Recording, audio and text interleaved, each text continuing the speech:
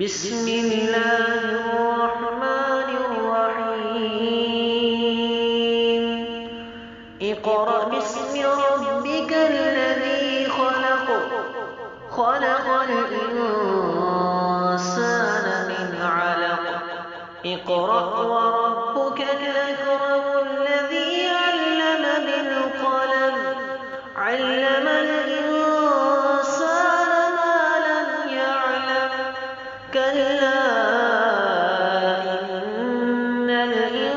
الإنسان ليطغى أن رآه استغنى إن إلى ربك الرجعى أرأيت الذي ينهى عبدا إذا صلى أرأيت إن كان على الهدى أو أمر بالتقوى أرأيت إن كذب وتولى ألم يعلم بأن الله يرى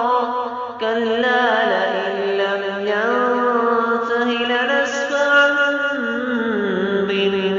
بالناصية ناصية كاذبة خاطئة فليدع ناديه سندع الزبانية كلا لا تطعه واسجد